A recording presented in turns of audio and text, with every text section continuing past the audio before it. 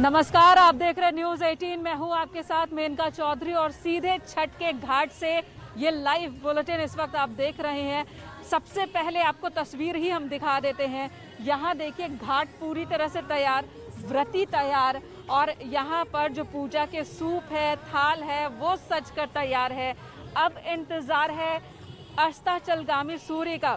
सूर्य यहाँ देवता नजर आ रहे हैं इस वक्त और सभी सूर्य देवता को नमन करते हुए और छठी माँ से ये विनती करते हुए कि उनके घर में सुख समृद्धि रहे, उनके बच्चों, उनकी संतान की माँ की कृपा उन पर बनी रहे। और इस वक्त हम आपको बता दें कि मैं ग्रेटर नोएडा में मौजूद हूँ और मेरे तमाम सहयोगी उत्तर प्रदेश के अलग अलग ज़िलों से, अलग अलग शहरों से मौजूद हैं और वहाँ दिखा रहे हैं कि किस तरह के इंतज़ाम किए गए हैं छठ के इस पावन पर्व के मौके पर, महापर्व के मौके पर, ताकि लोगों की जो आस्था है वो भी बनी रहे, उनकी जो पूजा अर्चना है वो भी संपन्न हो और साथ ही जो इस वक्त कोरोना पेंडेमिक है, जो एक बहुत बड़ा खतरा पूरे समाज, देश और दुनिया पर है, उस खतरे को और बढ़ावा ना मिले, इसका ख्याल रखा जा रहा है। इस वक्त जिस जगह पर मैं मौजूद हूँ वहाँ पर भी इस बात का खास ख्याल रखा गया है। इस वक्त हमारे सहयोगी रामगोपाल गोरखपुर से जुड़ चुके हैं, उनके पास चलूंगी, वहाँ का भी हालात लूंगी और दर्शकों आप सभी को दिखाऊंगी वहाँ की स्थिति। लेकिन एक मिनट यहाँ पर आपको दिखा देती हूँ कि देखिए जरा कैसे यहाँ पर पूजा की जो बेदी बनाई गई है इसके बीच एक डिस्टेंस रखा गया है, निश्चित दूरी रखी गई है ताकि सोशल डिस्टेंसिंग का पालन हो सके। एक परिवार के, एक व्रती के घर से मैक्सिमम 4 लोगों को ही इजाज़त दी गई है ताकि भीड़ बहुत ज़्यादा ना हो, क्योंकि हर साल यहाँ बहुत भीड़ हो जाती है। न सिर्फ ग्रेटर नोएडा बल्कि आसपास के भी बड़ी संख्या में लोग यहाँ पर आते हैं और उनको फिर उनके बीच सामंजस्य बिठाना बहुत मुश्किल हो जाता था। लेकिन इस बार बहुत ज़रूरी है कि सोशल डिस्टेंसिंग का पालन हो। मास्क सभी को वितरित किए जा रहे हैं, जिनके पास मास्क नहीं है तो आयोजनकर्ता वो मास्क दे रहे हैं सभी को ताकि कहीं पर भी कोई खामी ना रह जाए। चलिए ये तस्वीर हम आपको दिखाएंगे, बहुत ही खूबसूरत तस्वीरें दिखाएंगे। डूबते हुए सूर्य को अर्घ देना, अस्ताचलगामी सूर्य को अर्घ देना अपने आप में ये महापर्व अनोखा है और अपने आप में ये एक संदेश देता है कि डूबकर उठना भी बहुत जरूरी है और उसको भी सम्मान दिया जाता है। यहाँ रामगोपाल का रुख करेंगे। रामगोपाल बताए जरा वहाँ पर छठ को लेकर कैसा उत्साह, कैसी तैयारी, क्या रौनक?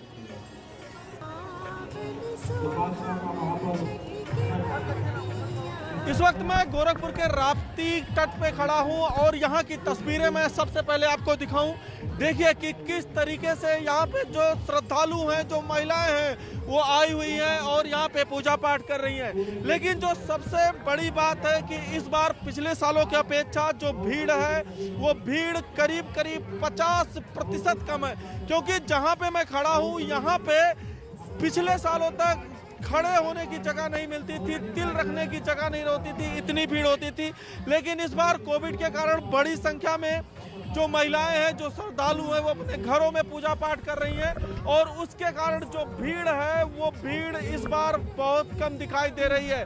और अगर हम और तस्वीरें दिखाएं तो ये राजघाट का है, जहाँ पे खुद मुख्यमंत्री योगी आदित्यनाथ ने इस घाट को कितना सुंदर बनवाया है। ये तस्वीरें भी हम आपको दिखा रहे हैं कि किस तरीके से यहाँ के राजघाट को सुंदर बनाया गया था और लगातार यहाँ पे अभी भी काम चल रहे हैं। इसकी सुंदरता यहाँ पे सबका मन मोह ले रही है और साथ ही जो श्रद्धालु हैं वो लगातार यहाँ पे पूजा पाठ कर रहे हैं। हम आपको अंदर की तरफ भी लेके चलेंगे और वहाँ भी दिखाएंगे कि किस तरीके से जो महिलाएं हैं वो पूजा पाठ कर रही हैं और यहाँ पे किस तरीके से पूजा पाठ चल रहा है। बड़ी संख्या में जो है श्रद्धालु यहाँ पे आए, क्योंकि छठ का ये जो पर्व है, ये पर्व एक तरीके से प्रकृति का पर्व माना जाता है, नेचर का पर्व माना जाता है और इसमें जितने भी सामान यूज होते हैं, पूजा पाठ के सब सामान यूज होते हैं। तो इस कारण यहाँ पे अब देखिए मैं आपको बिल्कुल नदी के तट के किनारे लेके चल रहा हूँ कि किस तरीके से महिलाएं जो हैं अब नदी में घुस गई हैं और वहाँ पे पूजा पाठ कर रही हैं। लगातार बिल्कुल रामगोपाल, बहुत ही सुंदर तस्वीरें वहाँ पर, बहुत ही सुंदर तस्वीर, बहुत ही। रामगोपाल आपके पास लौटेंगे, उससे पहले यहाँ पर जो श्रद्धालु बैठे हैं उनसे भी बात करते हैं कि आखिर इन्होंने क्या मन्नत मांगी है। क्या मन्नत मांगी अम्मा आपने?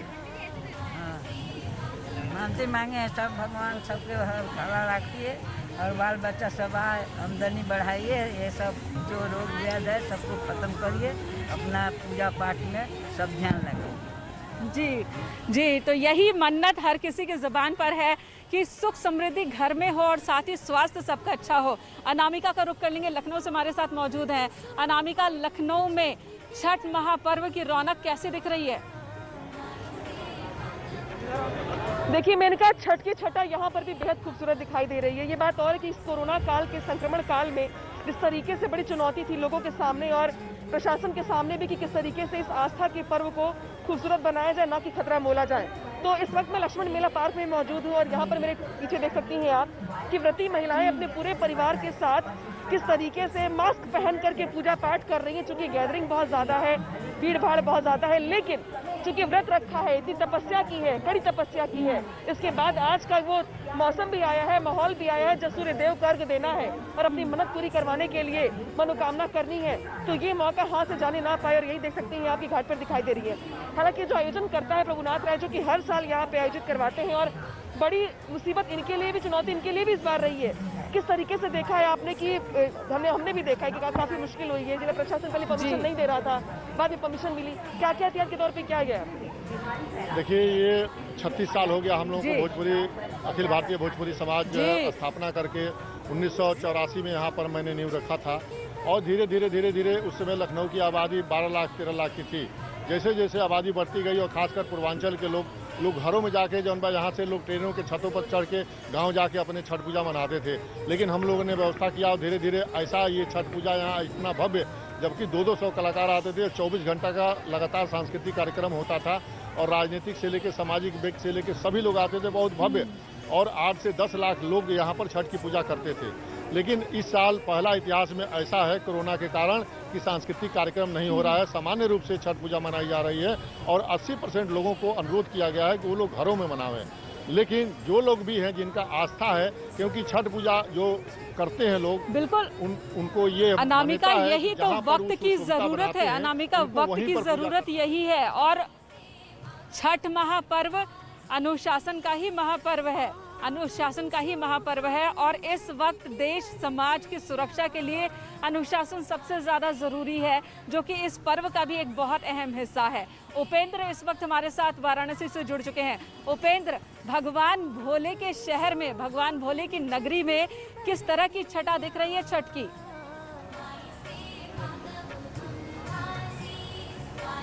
बिल्कुल, देखिए कभी कभी कहते हैं कि तस्वीरें खुद अपनी कहानी बयां कर देती हैं, तो हम आपको दिखा रहे हैं पूरे बनारस में कैसे एक पूरा आपको बिहार नजर आएगा, वो हम आपको तस्वीर दिखा रहे हैं। छठ की अनूठी छठा काशी में देखिए, जहां तक आपकी नजर जाए वहां तक सारे के सारे घाट भरे हुए हैं। मां गंगा की गोद में अब व्रती महिलाएं उतर चुकी हैं और उनकी गोद में उतर के अब उनके हाथों में दीपक की जो दमक है वो जगमगा रही है और उस दमक में उनका सौहार्द जगमगा रहा है, सुहाग जगमगा रहा है, समृद्धि जगमगा रही है, बच्चों के अच्छे स्वास्थ्य की कामना जगमगा रही है, सुहाग की दीर्घायु जगमगा रही है। और अब पूरी की पूरी जो डलिया लेकर आते हैं घाट पर, अब वो पूरी डलिया खुल चुकी है और अपनी अपनी वेदियों पर उस पूरी डलिया का जो भी साजो सामान है, जो भी फल है, मीठा है, मिष्ठान है, वो सब सज चुका है। और अब गन्ने के जो मंडप बने हैं वहाँ पर सूप में दीपक लेकर व्रती महिलाएं खड़ी हो गई है और इंतजार सिर्फ और सिर्फ इस बात का है जी बिल्कुल, और इंतजार है अस्ताचलगामी सूर्य का, सूर्य के डूबने का, जब उन्हें अर्घ दिया जाएगा, पहला अर्घ दिया जाएगा। बिल्कुल, मेरठ का भी रुख कर लेते हैं। उमेश हमारे सहयोगी मेरठ से हमारे साथ मौजूद हैं। उमेश, मेरठ में किस तरह से इस वक्त इंतजाम देखने को मिल रहे हैं? 5:30 बजे के आसपास का वक्त है जब सूर्य डूबेगा और उस वक्त अर्घ देते हुए ये सभी व्रती नजर आएंगे जो इस वक्त इंतजार कर रहे हैं और पूजा पाठ की तैयारी कर रहे हैं। तो मेरठ में क्या वक्त है सूर्य के डूबने का और वहां पर अर्घ को लेकर किस तरह के इंतजाम किए गए हैं?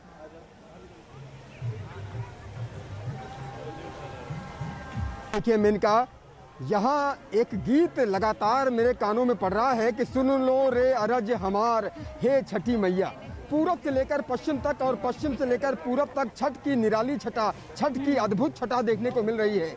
मेरठ में भी छठ की अद्भुत छटा देखने को मिल रही है और यहाँ का नज़ारा इतना मनमोहक है कि नजरें हटाने का दिल नहीं करता है। मैं अपने कैमरा पर्सन अभिषेक शर्मा से कहूँगा कि दिखाएं यहाँ की तस्वीरें कि किस तरह से ये महिलाएं वेदी पर पूजा कर रही हैं, छठ मैया की पूजा की जा रही है, गीत गुनगुनाए जा रहे हैं और लगातार छठ मैया से प्रार्थना की जा रही है कि हे छठी मैया हमारे परिजनों को स्वस्थ रखें, हमारे परिजनों को खुश रखें। छोटे छोटे बच्चे भी यहाँ पर आए हुए हैं और ये लोग बेहद उत्साहित हैं। हम कुछ महिलाओं से बात करते हैं। मैडम, क्या कहेंगे, आज का दिन कितना शुभ है, कितना पवित्र है और आप लोग छठ मैया की पूजा करने के लिए यहाँ पहुंची हुई हैं, क्या कहेंगे?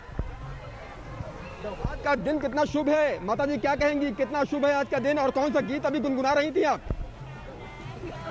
आज का दिन तो बहुत शुभ है, तो हर जगह देख रहे हैं आपकी जो बहुत शुभ है, बहुत शुभ है और पूरब से लेकर पश्चिम तक एक ही छटा देखने को मिल रही है। यहाँ देखिए दिए जलाए जा रहे हैं, पूजा की जा रही है। हम चाहेंगे कि महिलाएं कुछ गीत भी गुनगुनाएं। ये छठी मैया का जो गीत अभी आप गुनगुना रही थी माता जी, वो गीत जरा एक बार फिर से कहे ना, गीत आप हे छठी मैया। छठिया मैया चिठिया नागरा देनी पाठावाय हमारो से दिनानी आराइले सेवका के हुना डेरास हमारो से दिनानी आराइले सेवका के हुना डेरास हाथ जोरी बोले ले परभंसा सेवका मैया हम ही डेरास। तो देखा आपने मेनका कि किस तरह से यहाँ पर लोक गीतों के बिना तो ये संभव ही नहीं है कि हम छठी माँ की कल्पना, पूजा की कल्पना भी कर सके। लोक गीतों के माध्यम से ही छठी मैया को लेकर, सूर्य को लेकर जो भावनाएं हैं वो व्रती और व्रतियों का परिवार वो जाहिर करता है। यहाँ पर मंत्रोच्चारण की ज़रूरत नहीं है, लोक गीत ही जरिया है कि अपने मन की बात। और लोक गीतों का सिलसिला तब से शुरू हो जाता है जब छठ पर्व की तैयारी शुरू होती है, यानी कि गेहूं खरीदना, धोना, सुखाना, और उस दौरान भी ये लोक गीत जो हैं वो सबकी ज़ुबान पर होते हैं और एक बहुत ही अलग अनुभूति होती है। हमारे सहयोगी अमित जुड़ गए हैं गाजियाबाद से, उनके पास चलेंगे, लेकिन उससे पहले हमारे साथ कुछ व्रती मौजूद हैं और ये गीत सुनाना चाहती हैं। आपने मनोकामना मांगी है, तो गीत के माध्यम से कैसे आप छठी मैया को खुश करना चाह रही हैं? कर लेंगे खुश, बोलिएगा।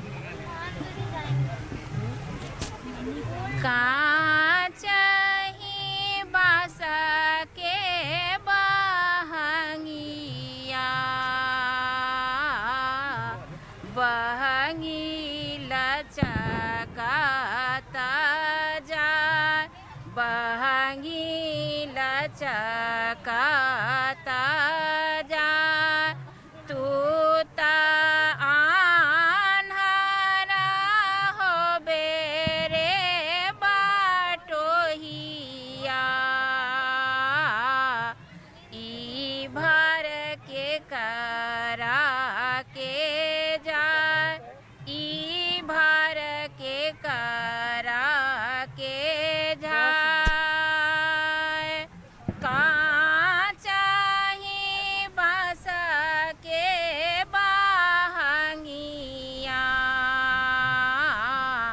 ई भर छठी माई के जाए। बिल्कुल, और ये गीत जो है सबकी जुबान पर है, काचे ही बासे के बहंगिया लचकत जाए। और बहुत सारे लोग सोचते होंगे कि आखिर इसका मतलब क्या है। तो मतलब ये है कि छठ महापर्व पर हम हर उस अन्न को और हर उस उपज को प्रसाद के रूप में चढ़ाते हैं जो इस सीजन में तैयार होता है। सबसे पहली बार हम भगवान को ही अर्पित करते हैं, जिसमें बांस भी है, बहुत अहम भूमिका निभाती है बांस। और जो बिल्कुल कच्ची बांस होती है उसकी ये सूप और टोकरी बनाई जाती है और उसमें ये पूजा की जाती है। और इस वक्त हमारे सहयोगी अमित गाजियाबाद से जुड़े हुए हैं। अमित, आपके पास आती हूँ, वहाँ की तस्वीर दिखाइए हमारे दर्शकों को, वहाँ पर किस तरह की तैयारी की गई है। जी बिल्कुल, कमोवेश जिस तरीके की सूरत हाल अन्य जगह से आ रहे हैं वैसा ही हालात आपको यहाँ देखने को मिलेंगे। छठ मैया की पूजा यहाँ पर जितनी व्रती हैं वो कर रही हैं। यहाँ पर देख सकते हैं आप किस तरीके से यहाँ बेदी बनाई हुई है। बेदी के साथ ही जो पूजा अर्चना के लिए सामान लेकर आए हैं, फल हैं, फूल हैं, इसमें सब्जियाँ भी हैं, तमाम यहाँ पर वो व्रती बैठी हुई हैं जो कि अपने सूर्य देव को अभी अर्घ देंगी, ढलते हुए सूरज को अर्घ देंगी और इस दौरान वो इसी जल में खड़ी भी रहेंगी। यह हिंडन नदी है, हिंडन नदी का ये घाट है। हालांकि हमेशा ही की तरह इस बार भी भीड़ है, लेकिन पहले से कम देखी जा रही है। उसकी वजह है कोरोना काल, लेकिन जो आस्था है वो अभी भी कोरोना पर भारी पड़ रही है। आप देख सकते हैं जहां तक भी आपकी नजर जाएगी वहां तक आपको श्रद्धालु नजर आएंगे। मैम, आपसे जानना चाहूंगा किस तरीके से पूजा अर्चना करेंगे, सूर्यदेव को अर्घ देंगे आज, तो किस तरीके से पूजा अर्चना करेंगे, खड़े होकर बताएंगे एक बार जरा मेरे को। बताओ दीदी, किस तरीके से करेंगे पूजा अर्चना?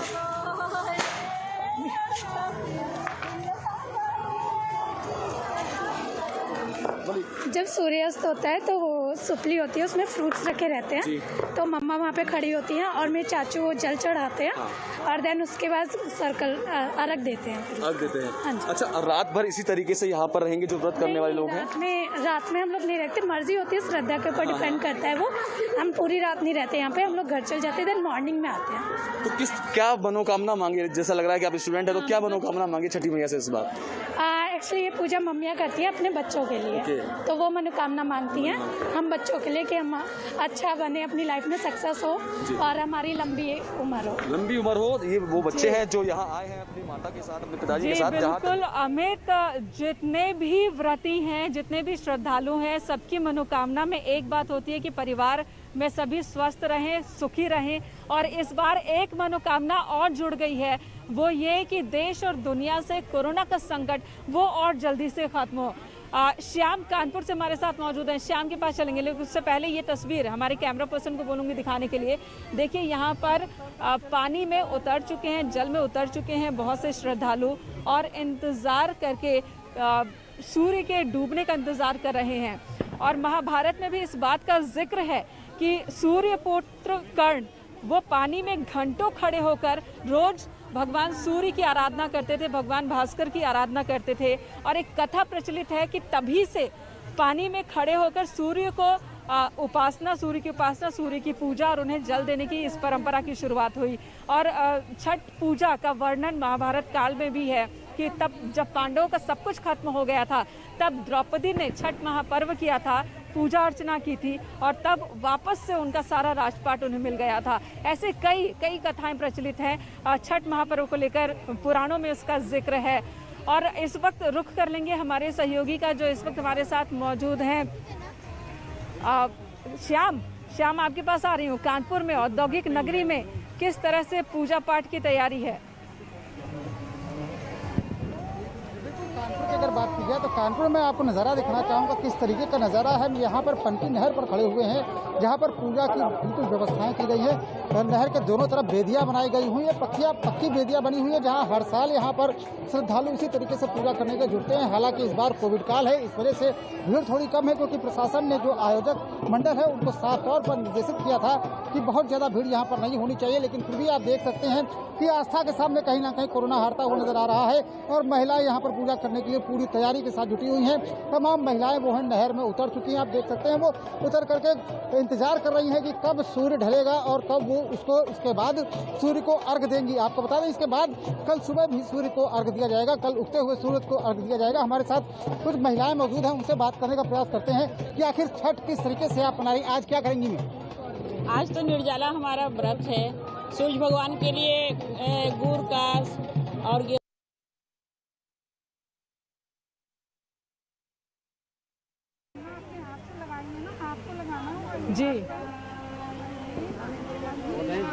जी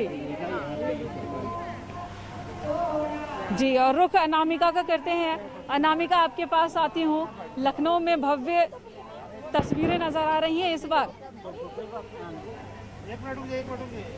देखिए मैंने कहा वैसे भी ये जो परंपरा है, आप ये भी गौर करिए कि हिंदू धर्म में जितने भी महिलाएं व्रत रखती हैं छठ हो, छठ के अलावा मैं बात कर रही हूँ, तीज होता है, ज्योतिया होता है, करवा चौथ, जितने भी पति के लिए या बेटे के लिए व्रत रखे जाते हैं, उन सब में सबसे मुश्किल व्रत अगर कोई होता है तो छठ का त्योहार होता है, छठ का व्रत होता है।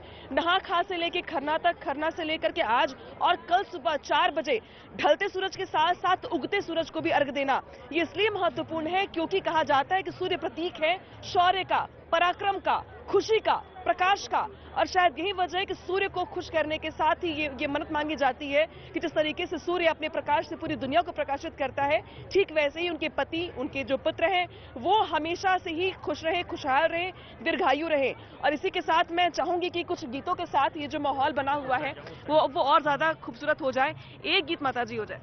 कांचई बस के दांगिया बहंगी लचकत जाय, बांचई बस के बहंगिया बहंगी लचकत जाय, पानी ना